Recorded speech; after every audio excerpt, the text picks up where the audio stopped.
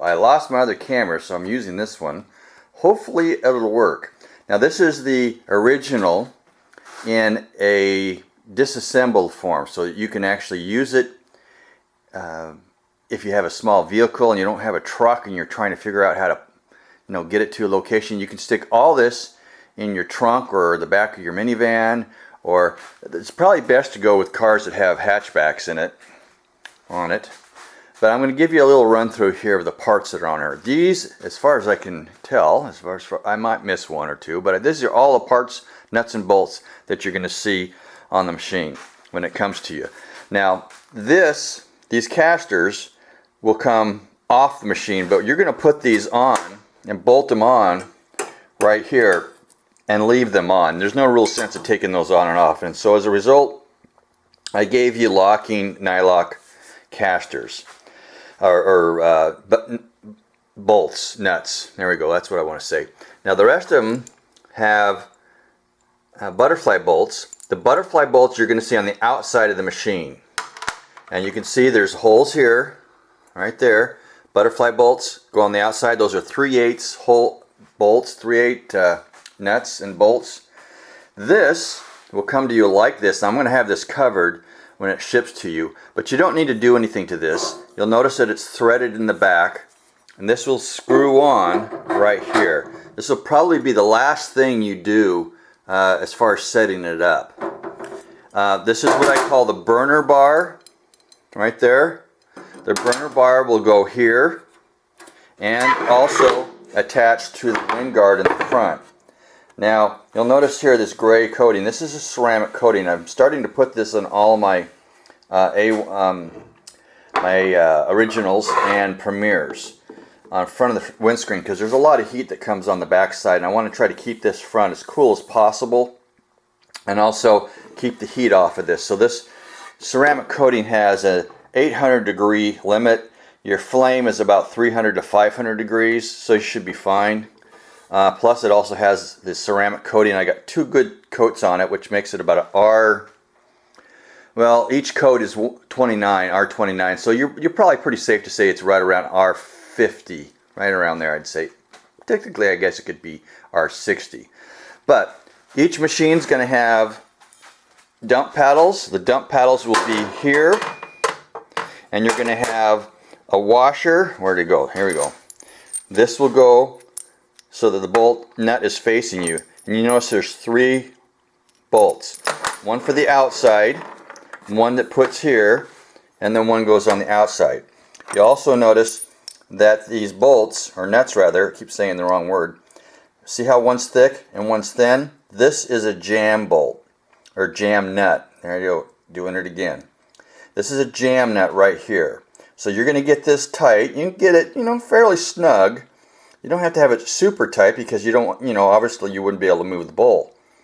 But nonetheless, once you get it pretty snug, you're going to hold the wrench here and use another wrench and tighten this against this bolt. Now normally I would use a nylock nut like I have here, but there's enough heat coming up from the machine that the nylock bolts, the nylon in the nut, actually melts.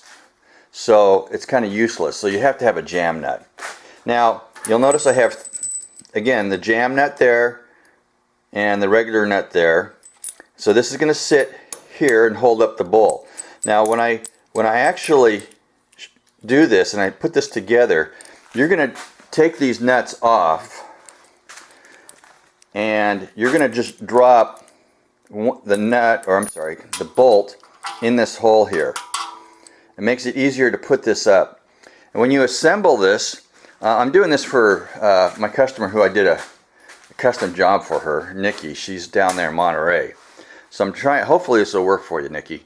What I'm trying to do here, I'll show you how all the parts fit together. This is a wing nut, also for the burn bar.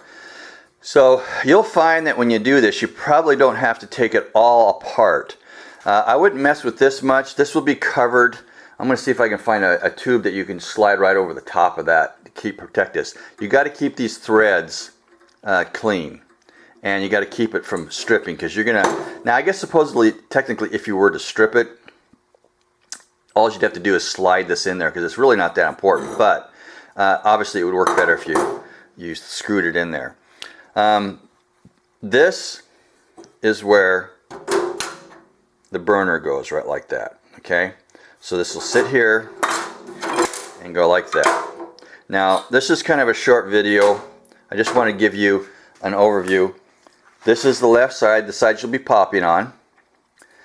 This is the back of the machine. You'll notice the handle up there. This is the left side of the machine, and you'll notice you'll have a dump paddle right here for the left, and you will get all of this together at the same time when it comes to you. This will be shipped later, or actually probably before you get it, drop shipped from my distributor that I buy them from. If you're in California like Nikki, it only takes like a day or so to get there. This will probably take you, if you're in California like Nikki, about 3 or 4 days. So I'm going to put this together, and you'll notice here I have it bolted here, our nuts and bolts here, wing nuts going here. What did I do with them all? Should be here somewhere. Oh, see, I'm missing. Oh, here they are, right there. Okay, so 2 here and 2 there, same over here. And when you assemble this thing, what you want to do is just put all the nuts and bolts on there, finger tight. When you do this, you're going to need 3 wrenches. Okay, whoops, drop the wrench. There we go. You're going to want a 7/16 wrench. You want a 9/16 and a 3/4. The 3/4 is for the dump paddles and the bowl to hold it on. The 9/16 are for the 3/8 wrenches, and the 7/16 are for the burn bar nuts and bolts and wing nuts. Now, either that, or you can just grab 2 crescent wrenches. You're really only using the wrench to hold the head of the bolt, and you're going to tighten it with your finger.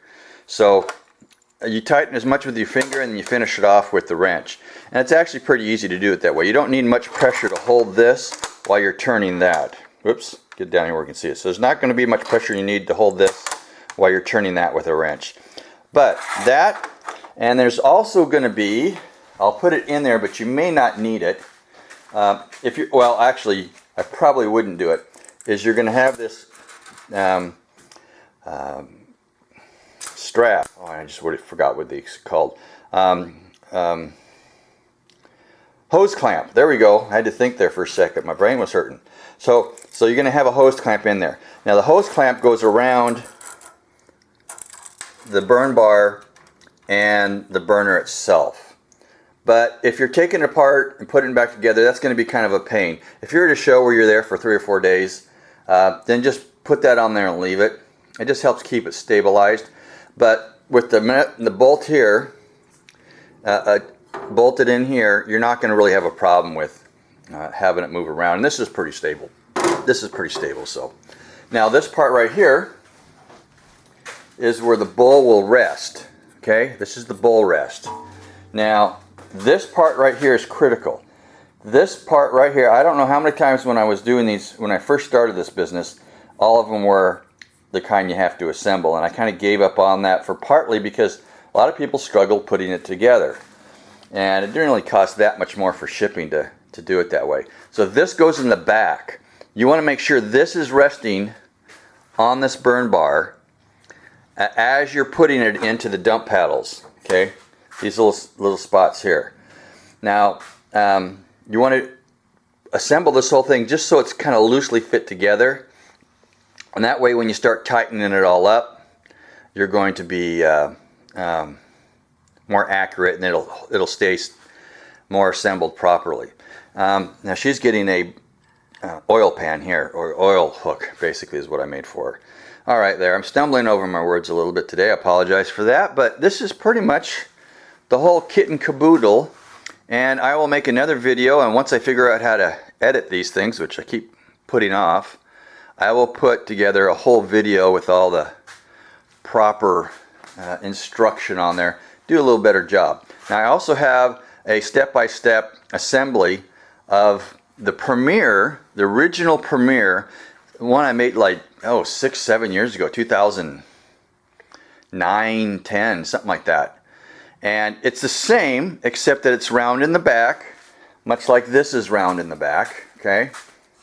The difference is it was the assembled model, so you can use that as a guide too. There's not that much difference in them. I didn't use wing nuts at the time, but I do now for some people. It makes it a little easier for them. So after I get this put together, I'm going to shoot another video, and you'll be able to see how it looks all together without the bowl in it.